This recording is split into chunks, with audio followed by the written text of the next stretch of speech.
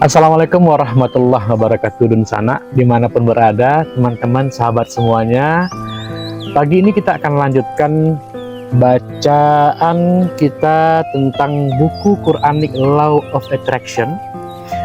Kemarin kita sudah sampai ke halaman 29 ya, di bagian paragraf akhir dari halaman 28. Sekarang kita lanjutkan di halaman 29 sampai ke halaman 40 ya. Kita bacakan dari halaman 29 sampai ke halaman 40. Tapi sebelumnya Dun Sana, coba lihat deh pemandangan Gunung Talang pagi ini. Lagi-lagi indah banget, tidak berawan dan disinari matahari pagi yang cerah. Baik, kita bacakan dari halaman 29 sampai ke halaman 40. Menyuntikkan kekuatan Al-Quran ke dalam nurani kehidupan. Pernahkah Anda meneteskan air mata ketika menyelami ayat demi ayat Al-Quran? Pernahkah Anda merasakan kebahagiaan ketika menuntaskan 30 juz Al-Quran? Atau pernahkah Anda merasa resah ketika tidak membaca Al-Quran? Kalaupun Anda belum pernah mengalaminya, PR besar bagi Anda untuk kembali menyelami Al-Quran.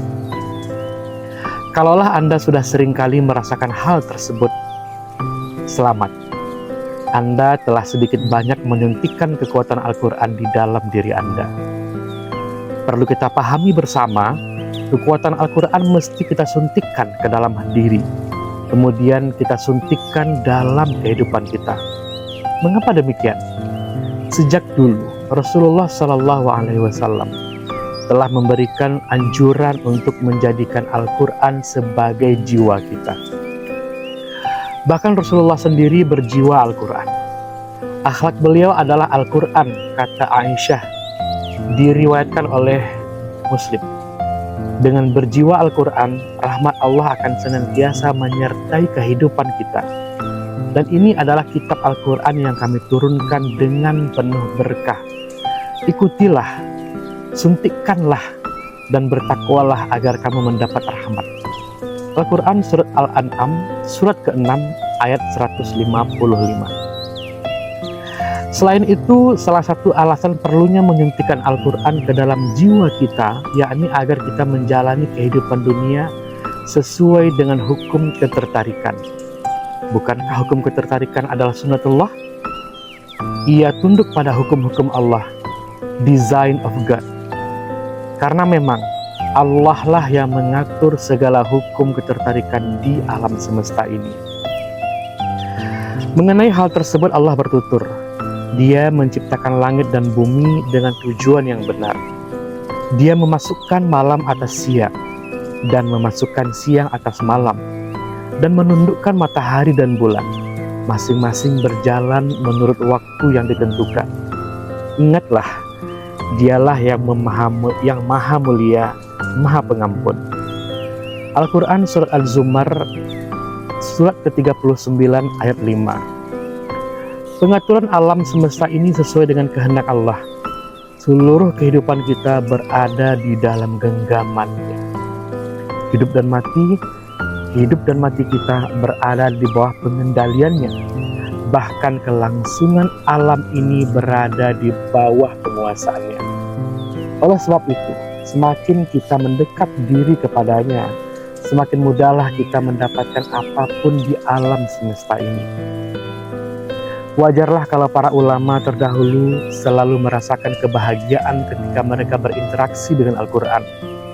Kehidupan mereka selaras, serasi, dan seimbang. Kita tidak pernah menemukan ulama menjadi stres. Bahkan ketika mereka dizalimi oleh orang lain, mereka tetap menunjukkan kebahagiaan. Karenanya mereka selalu merasa aman. Abdullah bin Mas'ud radhiyallahu anhu mengungkapkan, sesungguhnya Al-Quran ini adalah perjamuan Allah. Barang siapa memasukinya maka dia aman. Di dalam kitab Az-Zuhud Ibnu Mubarak halaman 272. Sedari tadi kita telah membicarakan pentingnya menyuntikkan kekuatan Al-Quran ke dalam kehidupan kita. Lantas bagaimana cara menyuntikannya?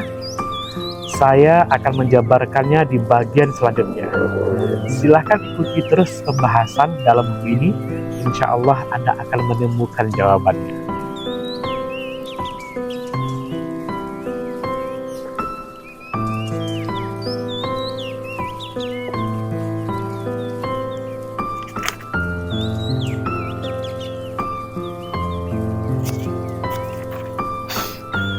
Sudut pandang Al-Quran mengenai kesuksesan dan kebahagiaan. Sudah lumrah, setiap kepala mempunyai definisi tersendiri tentang sukses dan bahagia.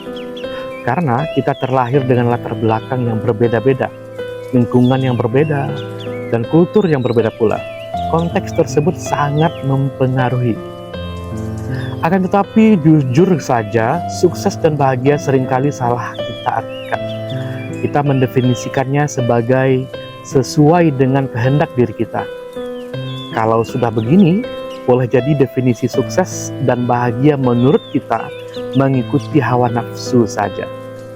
Hal itu sangat subjektif, sehingga alangkah baiknya kita kembali mencari standar kesuksesan dan kebahagiaan yang objektif, yang bersumber dari Tuhan semesta alam. Objektivitas menuntun perbedaan menjadi titik temu terang. Objektivitas menuntun perbedaan menjadi titik temu yang terang. Dengan demikian, setiap orang mempunyai persepsi yang sama mengenai kebahagiaan dan kesuksesan walaupun latar belakang kita berbeda-beda. Lantas, untuk apa kita perlu mencari arti kesuksesan dan kebahagiaan yang objektif itu? Keduanya dimaksudkan agar kita menyadari untuk apa kita hidup di dunia ini. Mengapa kita mesti ada di dalam ini dan mau kemana kita kelak. Ketika kita mengetahui arti kebahagiaan dan kesuksesan yang objektif, kita menyadari bahwa kita dapat hidup dengan indah di dunia dan dapat memberikan banyak kebaikan kepada orang lain. Pada akhirnya, kita hidup di dunia sesuai dengan kehendak Sang Pencipta. Kita tidak akan salah melangkah mengejar kebahagiaan dan kesuksesan. Dengan kata lain, kita telah memiliki tujuan yang jelas, tidak samar. Sebaliknya, ketika kita tidak menguasai arti sukses dan bahagia yang objektif, boleh jadi setelah memperoleh kebahagiaan dan kesuksesan, menurut definisi masing-masing, kita malah bersedih dan menyesal. Ternyata kesuksesan dan kebahagiaan yang kita peroleh tidak sesuai dengan tuntunan Sang Pencipta, melainkan sesuai dengan bimbingan hawa nafsu semata. Ujung-ujungnya kita menyesal. Memang sih kita dapat kembali ke titik nol, memperbaharui arti sukses dan bahagia sesuai dengan tuntunan ilahiyah. Tetapi kita sudah banyak membuang-buang waktu dan energi. Mending sedari awal kita rumuskan arti kesuksesan dan kebahagiaan yang sesuai dengan kemauan Sang Pencipta. Mending sedari awal kita rumuskan arti kesuksesan dan kebahagiaan yang sesuai dengan kemauan Sang Pencipta, lalu berusaha mencapainya. Keimanan, kesuksesan, dan kebahagiaan.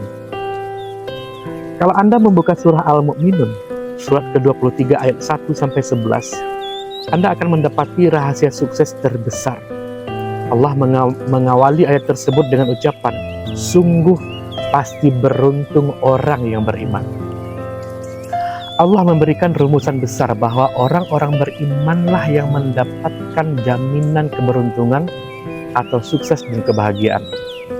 Bukan saja di dunia, ia juga mendapatkan jaminan surga. Orang beriman selalu mendapatkan tempat tertinggi di sisi Allah. Bahkan mereka mendampingi para rasul, nabi, dan orang-orang saleh terdahulu. Karena para nabi, rasul, dan orang-orang saleh terdahulu adalah orang-orang yang beriman kepada Allah. Berdasarkan petunjuk tersebut, untuk mencapai kebahagiaan dan kesuksesan, cukup memupuk keberimanan kita. Nah, pahamlah kita bahwa arti kebahagiaan dan kesuksesan yang objektif itu adalah manakala kita mempraktekkannya, memasukkan iman dalam diri kita. lalu berusaha mempraktikkannya lagi dalam kehidupan keseharian. Inilah yang disebut dengan ihsan. Muncul sebuah pertanyaan, siapakah orang yang beriman itu? Merekalah yang senantiasa melakukan perbaikan diri, sholat, menjauhkan diri dari perkataan atau perbuatan negatif, berusaha melakukan perbaikan di sekitarnya, dengan gemar memberi zakat misalnya. Perilaku seperti itulah yang membuat mereka bahagia. Mereka pun mendapatkan balasan surga dari Allah. Al-Mu'minun surat ke-23 ayat 2-11. Allah juga memperjelas karakter orang beriman, hamba-hamba Allah yang maha pengasih, ibadur rahman, yaitu mereka yang berjalan di bumi dengan rendah hati, selalu mengucapkan kebaikan meskipun ia dihina atau dicemooh, sentiasa memperbanyak sholat di malam hari, memberikan infak, mengerjakan kebaikan, dan selalu berdoa, meminta ampunan, rezeki, dan lain-lain. Quran Surat Al-Furqan surat ke-25 ayat 63-70. Sebenarnya masih banyak sifat-sifat orang beriman dalam Al-Quran. Pada dasarnya, semua keterangan dalam Al-Quran menuntun manusia menuju kebahagiaan dan kesuksesan. Bahkan sebelum mempraktikkan amal kebajikan, mereka telah merasakan kebahagiaan dan kesuksesan. Sungguh luar biasa, bukan? Ringkasnya, jika kita ingin mendapatkan kebahagiaan dan kesuksesan, jadilah orang beriman. Iman adalah modal awal untuk melangkahi tangga kehidupan. Keberimanan dan hukum ketertarikan. Adakah hubungan keberimanan seseorang dengan hukum ketertarikan yang sudah terbukti dapat membahagiakan hidup? Ya, hubungan antara keduanya terkait erat. Bahkan orang-orang beriman tanpa disadari telah lama mempraktikkan hukum ketertarikan.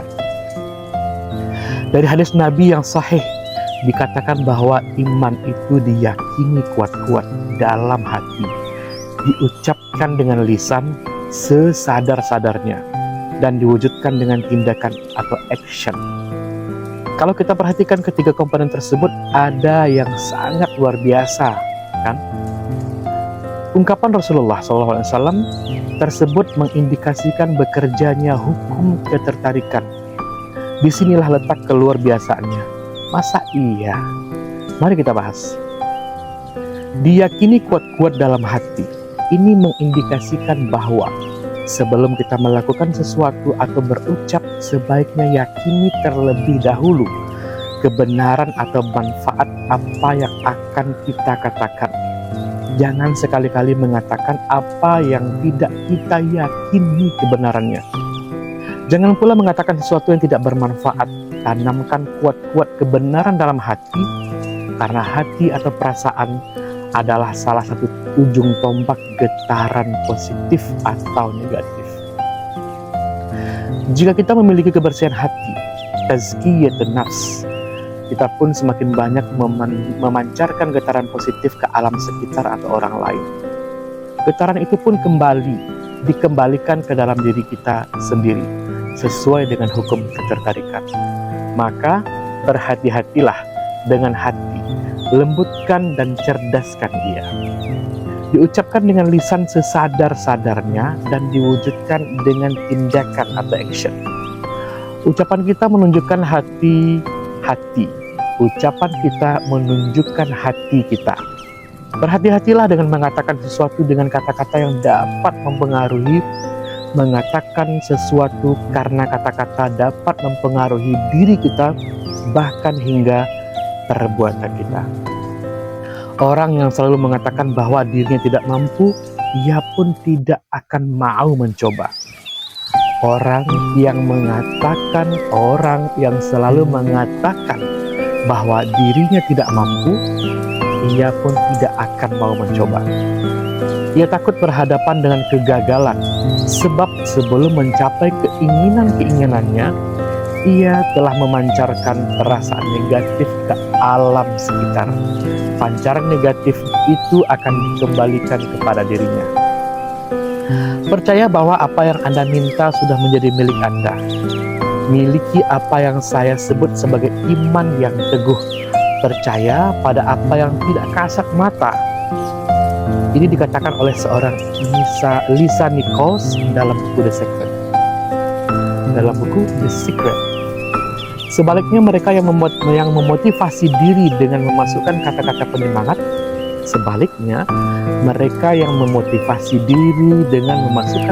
penyemangat, saya bisa, justru mampu meraih keinginannya. Ia pun terus-menerus berusaha meraihnya. Ia menyusun rencana demi rencana untuk mencapai tujuan, karena dalam pikirannya sudah tertanam bahwa ia mampu melakukannya. Ucapan kita, lisan kita mempengaruhi pikiran dan perasaan kita.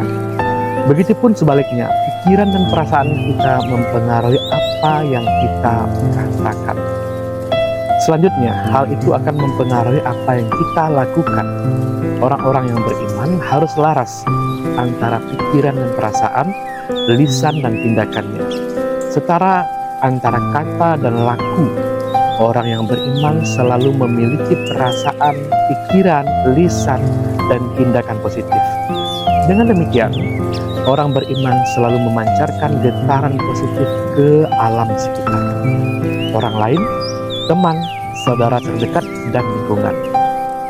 Sehingga alam sekitar pun akan mendatangkan getaran yang sama. Maka orang berimanlah yang mendapatkan kesuksesan dan kebahagiaan. Ia memperoleh keberuntungan yang besar. Fauzan azim. Semoga bermanfaat. Kita lanjutkan besok. Assalamualaikum warahmatullahi wabarakatuh.